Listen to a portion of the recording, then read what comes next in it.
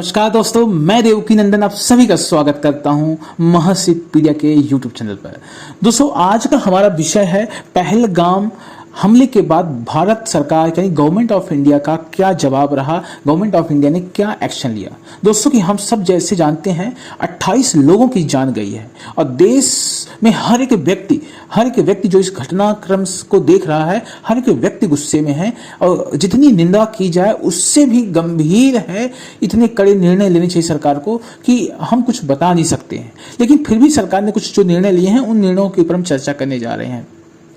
भारत सरकार ने 5 से 6 ऐसे कदम उठाए हैं, जैसे कि पहला हो गया दोस्तों, इंडस वाटर ट्रीटी को भारत सरकार ने निलंबित कर दिया है। अटारी वाघा सीमा को बंद कर दिया गया है एवं पाकिस्तान रक्षा सलाहकारों को निष्कासित किया गया है। दोस्तों, सार्क वीजा की जो छूट होती थी वो रद्द कर दिया गया है। सर्वदलीय बैठक का इवेंट आयोजन किया गया है और एवं गहन तलाशी सुरक्षा ऑपरेशन चालू कर दिए गए हैं एवं प्रधानमंत्री जी ने शांति सुरक्षा का संदेश दिया हुआ है। तो दोस्तों, सर्वप्रथम हम डीप डिस्कशन करने जा रहे हैं इंडस वाटर ट्रीटी के बारे में, इतिहास से लेके आज तक। दोस्तों, 1960 में भारत और पाकिस्तान के बीच विश्व बैंक की मध्यस्थता से हुई थी सिंधु जल संधि। भारत ने 3 पूर्व नदियां ब्यास, रावी और सतलज अपने पास रखी, जबकि 3 पश्चिम नदियां झेलम, चिनाब और सिंधु पाकिस्तान को दे दी गई। आलोचना यह रही कि भारत ने अधिक जल पाकिस्तान को दे दिया और बदले में कोई सुरक्षा गारंटी नहीं मिली। अब सरकार ने क्या किया दोस्तों, संधि को आंशिक रूप से निलंबित किया गया है। भारत अब झेलम और चिनाब के पानी का अधिक उपयोग करेगा।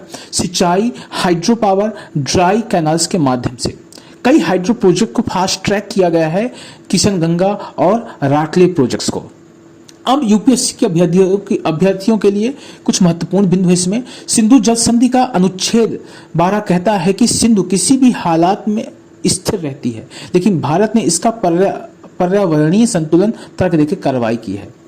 दूसरा महत्वपूर्ण गवर्नमेंट ऑफ इंडिया ने दोस्तों उठाया सर्वदलीय बैठक, ऑल पार्टी मीटिंग, और इसका संदेश क्या था। प्रधानमंत्री मोदी जी ने सभी दलों को आमंत्रित किया, कांग्रेस, टीएमसी, एनसीपी, आप सभी आए। संदेश स्पष्ट था, ये राष्ट्रीय सुरक्षा का मुद्दा है, राजनीति नहीं है।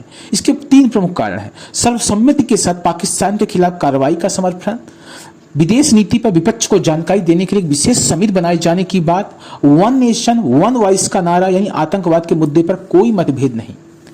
एवं एग्जाम पॉइंट ऑफ व्यू से, competitive exam point of view से भारत में पहली बार विपक्ष ने खुलकर राष्ट्रीय सुरक्षा निर्णयों का समर्थन किया है दोस्तों।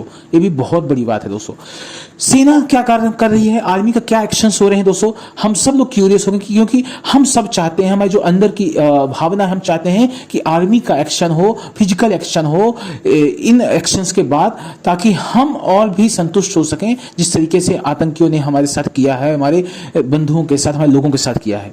तो पहला बिंदु दोस्तों, हमला होते ही एनएसए और सेना प्रमुख के नेतृत्व में ऑपरेशन हवाई लॉन्च किया गया। एलओसी पर हाई अलर्ट, आईबी पर सुरंगों की जांच, ड्रोन सर्वे एवं सैटेलाइट इमेजरी शुरू की गई। बीएसएफ को अतिरिक्त अधिकार दिए गए दोस्तों। अब बीएसएफ एलओसी से 50 किलोमीटर के अंदर तक कार्रवाई कर सकता है। हॉट परस्यूट पॉलिसी पर चर्चा चल रही है दोस्तों। टारगेटेड सर्जिकल स्ट्राइक की तैयारी के संकेत है दोस्तों। कुछ रिपोर्ट्स के अनुसार सेना को सटीक जवाब देने की खुली छूट दे दी गई है। एग्जाम पॉइंट ऑफ व्यू से बच्चों के लिए एलओसी पर अब तक की सबसे अधिक चेक पोस्ट इंस्पेक्शन ऑपरेशन हुआ है 1 सप्ताह में दोस्तों। अब स्वाभाविक सी बात है, भारत सरकार इतने सारे एक्शंस ले रही है पाकिस्तान के खिलाफ। पाकिस्तान ने ऐसा कुकृत्य ही किया है दोस्तों, तो इससे भी कड़े एक्शंस लेना चाहिए जल्द से जल्द। लेकिन पाकिस्तान ने भी प्रतिक्रिया दी है दोस्तों और शिमला समझौते को निलंबित करने का उन्होंने उन्होंने भी एक प्रकार से प्रतिक्रिया दी है दोस्तों।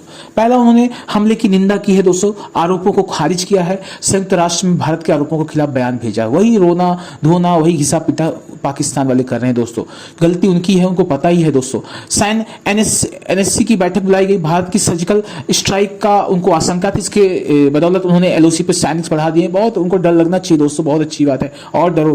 कानूनी और ऐतिहासिक तर्क, शिमला समझौता 1972 जो महत्वपूर्ण है दोस्तों एग्जाम पॉइंट ऑफ व्यू से बच्चों के लिए। पाकिस्तान ने भारत को याद दिलाया कि हम दोनों शिमला समझौते से बंधे हैं, कोई एक तरफा कार्रवाई नहीं की जा सकती है। शिमला एग्रीमेंट है क्या दोस्तों? पहला है शांति, आपसी सहमति से विवाद को सुलझाना, एलओसी का सम्मान करना, कोई भी अंतर्राष्ट्रीय मध्यस्थता नहीं। भारत का जवाब है शिमला समझौता आतंकियों पर लागू नहीं होता है। बहुत ही करेक्ट अपनी इंडियन गवर्नमेंट ने ये जवाब दिया है पाकिस्तान को, 2 टूक लेकिन वेरी वेरी क्लियर। तो दोस्तों कंक्लूजन क्या है और आगे की दिशा क्या है? भारत ने स्पष्ट कर दिया है कि केवल जवाब नहीं, नीति का बदलाव है। अब आतंकवाद का जवाब diplomacy plus defence plus development तीनों से मिलेगा। आगे की संभावित रणनीतियां क्या होंगी?